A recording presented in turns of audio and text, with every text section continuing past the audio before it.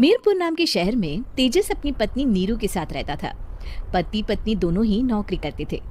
एक दिन तेजस गांव अपनी माँ के पास फोन करता है। हेलो, प्रणाम माँ। जीते रहो माँ, तुम दादी बनने वाली हो। अरे वाह, ठीक है बेटा, मैं कल ही आती हूँ। जब माँ जी शहर पहुंची तो बेटे बहू ने बहुत अच्छे से स्वागत किया।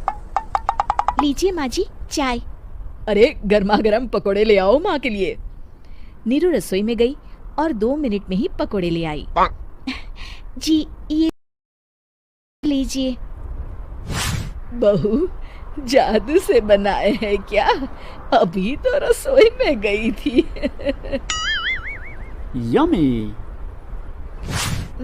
माँ जी, शीला रसोई में पकोड़े तल रही है, मैं बस लेकर आई।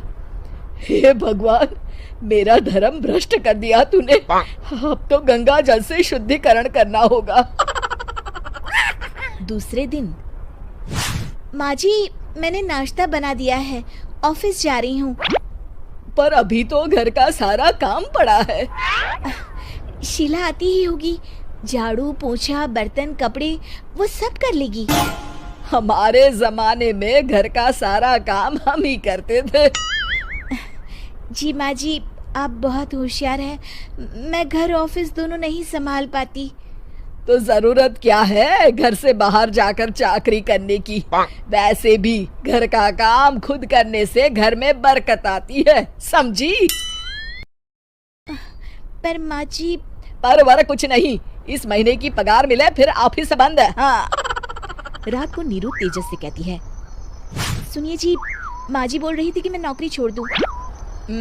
वैसे ठीक ही तो है, अभी तुम्हें आराम की जरूरत है।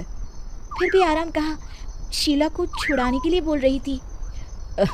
तो अब 24 घंटे में इतना काम तो कर ही सकती हो।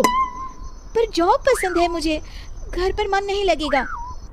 अगले दिन जब दोनों ऑफिस के लिए निकल रहे थे, मेरी तो कोई कीमत ही नहीं है इस घर में।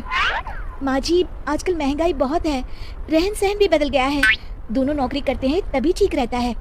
अच्छा, तू कहना क्या चाहती है? मेरा बेटा तुझे बिठा के खिला नहीं सकता? तू ही इस घर का खर्च चला रही है, हैं? नहीं माँ जी, मेरा वो मतलब नहीं था। मतलब खूब समझती हूँ, ये बाल धूप में सफेद नहीं किए मैंने। हाँ। अब तो ये रोज का काम हो गया था। तेजस भी रोज की झिकझिक से परेशान हो गया था। एक दिन उसने कहा, नीरू, वैसे भी तुम्हें मैटरनिटी लीव मिलने वाली है, तो अभी से ही छुट्टी ले लो। पर क्या, मेरी सैलरी अच्छी खासी है। आखिर नीरू ने रिजाइन कर दिया। जब बच्चा हुआ तो घर में सब बहुत खुश हुए। कुछ दिनों बाद तेजस फाइल देख रहा था।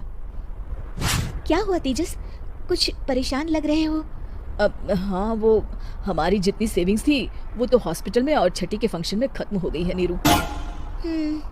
और अभी वैसे मंदी चल रही है तो मैं बोल रही थी कल मुन्ना को हेपेटाइटिस का टीका लगवाना है। नीरू, क्या पोस्टपोन नहीं कर सकते? नहीं जी, बिल्कुल नहीं। अब तेजस को समझ में आ रहा था कि उससे गलती हुई है। पैसों की कमी का असर घर के माहौल पर भी पड़ रहा था। अगले दिन, बेटा मेरा चश्मा और ये दवाइयाँ ले आना, पर्चा देते हुए माँ जी ने कहा। जी। तेजस, मुन्ना के लिए दूध का डिब्बा और डायपर भी ले आना, और ये किराने के सामान की लिस्ट है, इसे भी लाना है। तेजस गुस्से में लिस्ट मरोड़ कर फेंकता है और चिल्लाता है, पैसे क्या पेड़ पर उगते हैं? ये ले आना, वो ले आना। अरे पर ये जरूरत का सामान ही है। वो गुस्से में बिना कुछ कहे ऑफिस चला गया। अरे अरे लंच तो ले जाइए। नीरू दौड़ कर डिब्बा पकड़ाती है। एक दिन खाना खाने के बाद, नीरू, अब तो मुन्ना कुछ बड़ा हो गया, तो अब तुम वापस ज्वाइन कर लो ना जॉब। पर इस रिसेशन में जॉब मिलना बहुत मुश्किल है। ट्राई तो करो। फिर मुन्ना? माँ जी है ना, और एक फुल टाइम मेड भी लगा लेंगे। पर माँ जी, उन्हें तो पसंद नहीं। तभी माँ जी वहाँ आ जाती है और प्यार से नीरू के सर पर हाथ फेरते हुए बोलती है, अब मेरी समझ में आ गया बहू, पहले के और अब के समय में अंतर है। तुम काम शुरू करो, मुन्ना की जिम्मेदारी मेरी। मेरी प्यारी माँ जी। ये कहकर नीरू उनके गले लग गई।